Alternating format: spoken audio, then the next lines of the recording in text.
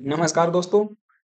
पाकिस्तान के प्रीमियर भारत से कह रहे हैं कि war is not an option and we are ready for talks if India willing to address serious issues and serious matters.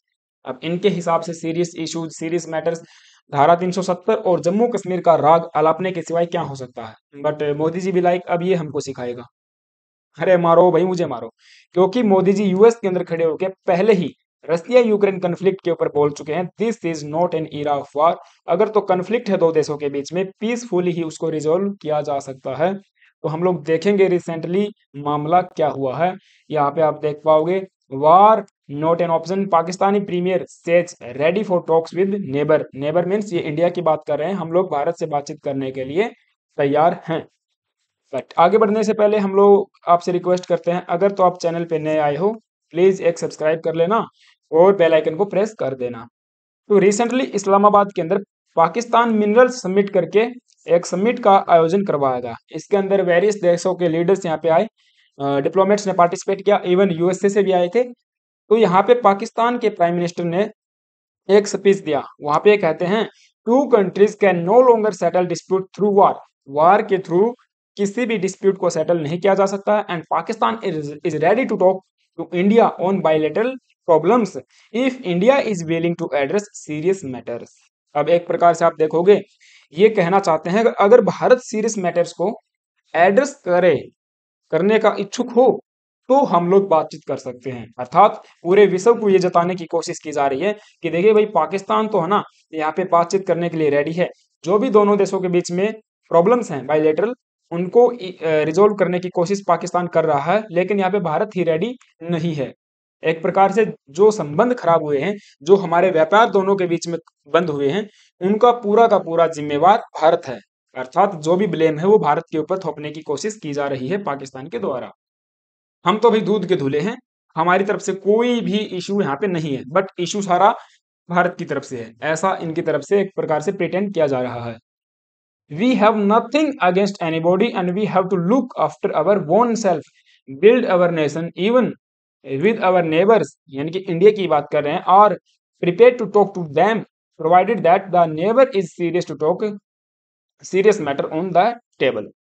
अच्छा, because war is no longer an option. अच्छा, तो देखिए मैंने जैसा कि बताया, पूरा का पूरा ब्लेम भारत के ऊपर थोपने की कोशिश की जा रही है। और आगे कहते कि हम लोग देखिए न्यूक्लियर पावर हैं, अ, धमकी तो यहाँ पे नहीं दे रहे, लेकिन कह रहे हैं कि हम लोग एग्रेशन के लिए ये नहीं रखा, बट हमारे सेल्फ डिफेंस के लिए हमने न्यूक्लियर वेपन्स बना के रखे हैं। तो ठीक है, न्यूक्लियर वेपन है इनके पास में। And war and violence in South Asia has harmed the development process in the region. God forbid, if there is a nuclear flashpoint, who will be live to tell the tale? So war is not an option, but it is equally important that our neighbor has to understand, मतलब भारत को समझने की कोशिश यहाँ पे करनी चाहिए, that we cannot become normal neighbors unless abnormalities are removed, our serious issues are understood and addressed through peaceful and meaningful discussion।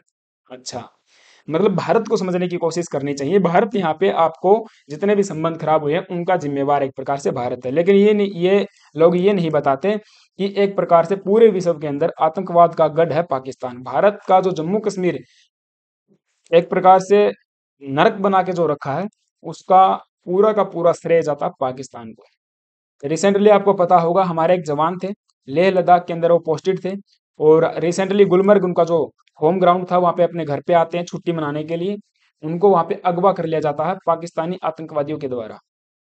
ठीक है, तो ये घटनाएं हमको आए दिन देखने को मिलती हैं। और जम्मू कश्मीर में आप देखोगे हर रोज कन्फ्लिक्ट होता है हमारी सेना और आतंकवादियों के बीच में। ठीक है, हाँ बड़ा इशू हो जाता है तो वो न्यूज बाहर आती है, वरना हर रोज इस तरीके के कन्फ्लिक्ट होते रहते हैं, छोटे मोटे झुटपुट होती रहती हैं। पाकिस्तान एक प्रकार से गढ़ है आतंकवादियों का, श्रेय देता है। एफएटीएफ की लिस्ट में अगर देखोगे तो बना ही रहता है ना। इलेक्शन होने वाले हैं, इकोनॉमिक क्राइसिस है, लोग भूखे मर रहे हैं, और पाकिस्तान का जल्द ही डिसइंटीग्रेशन भी होने वाला है। तो ये अभी हमारी तरफ से अगर हम देखें तो विदेश मंत्रालय ने कोई भी इसके ऊपर रिमार्क नहीं दिया है, तो कोई भी हमारी तरफ से जवाब नहीं आया है। लेकिन ये सेकंड ऑफर है सहनवा इन पाकिस्तान की तरफ से पिछले 6 महीनों के अंदर। और जब इमरान खान को इन्होंने पकड़ा था, जो कि अपोजिशन के लीडर हैं, पहले यहाँ पे प्राइम मिनिस्टर थे, उस दौरान भी इन्होंने बोला था हम लोग भारत से बातचीत करने के लिए रेडी हैं। लेकिन मैं आपको बताऊं, अगर किसी इंडियन प्राइम मिनिस्टर की बात करें तो लास्ट टाइम 2015 के अंदर नरेंद्र मोदी जी ने विजिट किया था पाकिस्तान के अंदर। उस टाइम पे ये जो आपके शहबाज शरीफ हैं, ये प्राइम मिनिस्टर हुआ करते थे, और उस टाइम 2015 के अंदर इमरान खान से भी मिले थे। वो उस टाइम पे अपोजिशन के लीडर थे, ठीक है। तो नॉट अपोजिशन के लीडर, वो उस टाइम पे मिनिस्टर हुआ करते थे कोई ना कोई, तो उस टाइम पे मिले थे, उन दोनों से मिले थे, ठीक है। और इंडियन प्राइम मिनिस्टर की अगर हम बात करें तो नरेंद्र मोदी जी 4th नंबर पे थे, जो कि पाकिस्तान को विजिट किए थे। इससे पहले जवाहरलाल नेहरू ने विजिट किया था 1950 के अंदर, 1953 में, और 1960 में विजिट किया। फिर उसके बाद में राजीव गांधी जी ने 1988 और 1989 के अंदर विजिट किया था। फिर अटल बिहारी वाजपेयी जी ने 1999 और 2004 के अंदर विजिट किया था। उसके बाद नरेंद्र मोदी जी गए 4th नंबर पे 2015 के अंदर, ठीक है। उसके बाद से किसी भी इंडियन प्राइम मिनिस्टर ने पाकिस्तान में विजिट नहीं किया है, और ना ही पाकिस्तान के प्रीमियर भारत के अंदर आए हैं। हाँ, रिसेंटली एससीओ समिट के अंदर पाकिस्तान के जो फॉरेन मिनिस्टर हैं बिलावल भुट्टो जरदारी, वे भारत जरूर आए थे एससीओ समिट को अटेंड करने के लिए। तो एक प्रकार से हम लोग देखते हैं पाकिस्तान के अंदर ये जो बलूचिस्तान वाला इशू भी है, यहाँ पे भी डेवलपमेंट के इशू हैं। और बलूचिस्तान के ऊपर मैंने ये वीडियो बनाई थी। उनके जो पीएम इन एग्जाइल हैं, रिसेंटली भारत के दौरे पे आई थी, और उत्तराखंड के अंदर इन्होंने बोला था कि भारत हमारी मदद कीजिए, यूएन के अंदर जो बलूचिस्तान का इशू है उसको रेज करने में हमारी मदद कीजिए। तो ये वीडियो भी आप जाके देख सकते हैं। मैंने अच्छे से इसमें समझाया था कि पीएम इन एग्जाइल क्या होता है, गवर्नमेंट इन एग्जाइल क्या होता है, बलूचिस्तान का इशू क्या है, और पाकिस्तान का किस तरीके से डिसइंटीग्रेशन होने वाला है। तो रिसेंटली ये मामला था जो मैंने आपको बताया है।